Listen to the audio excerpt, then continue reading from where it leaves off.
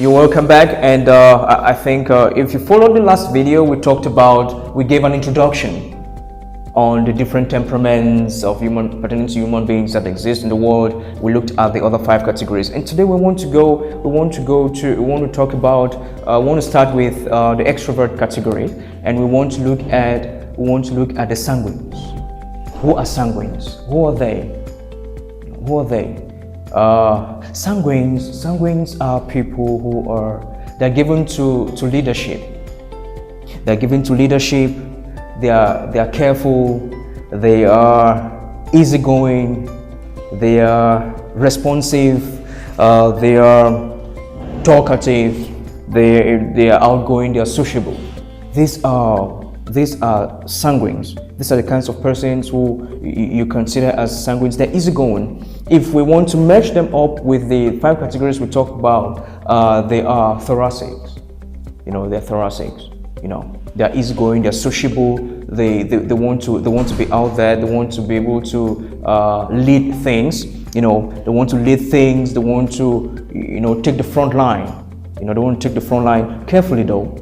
They love living. They are lively people. They are lively people. They are responsive. They easily react to things. They easily react to things, and such people are good if we can look at it from an entrepreneurial perspective, a business perspective. These are the kinds of persons that you want to have as your business managers. You want to have them. Okay, if you're a founder, you want to have them as your CEOs. Why? Because it's easy for them to, since they're extroverts, they're out there, they like to always meet new people, they like to talk with new people. It's easy for them to sell your vision. It's good for them to be marketers. It's easy for them to sell your vision to whomever is interested, because they like to interact, they love to engage with other people. They have this strong leadership characteristics, like especially outwardly. Outwardly, like to be seen to do things. So it's good to have them at that kind of position in your organization, or as a co-founder for your business or your startup or whatever you're engaging in. They'll be able to run with, to sell the vision outwardly to people. Good. You might want to ask the question: how can you know that you're sanguine? How can you know that you're sanguine? How can you know you're sanguine? We can do this in several ways.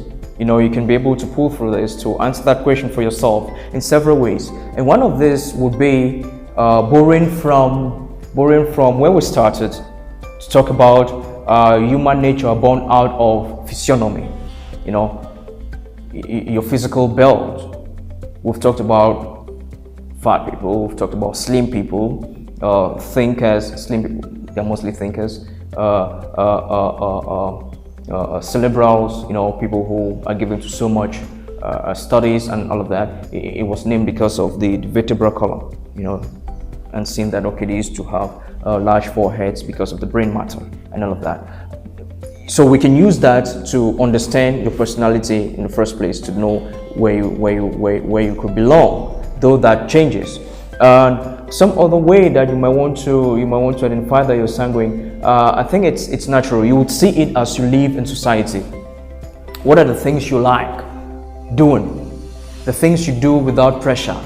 The things you do which are comfortable to you. The things you do with ease. It's easy for you to make new friends. It's easy for you to put yourself out there on anything. It's easy for you to want to enjoy going to the beach, for instance. You love living. It's easy for you to want to go to the beach, for instance. It's easy for you to, when you get to your class, for instance, if you're a student, you go to your class and you'd see on the first day, you notice there are some persons who just come to class and just sit quietly.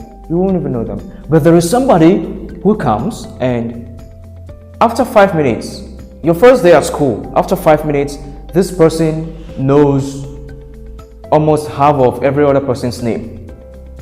This person has already made contact, gone to A's desk. Hey, this is my name. I like your shoe, I like basketball, I like football. Well, do you like any of this? Can we meet up after this and do this and play and do all of that? That's how you start knowing who you are. Yeah, they're open. They can easily make requests. They can easily make contacts. You know, they're not always in their shell. They're outgoing. They want to lead something. They want to be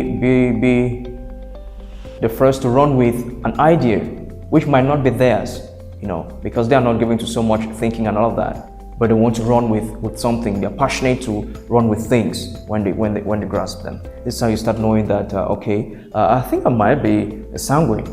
You know, you might be one of them.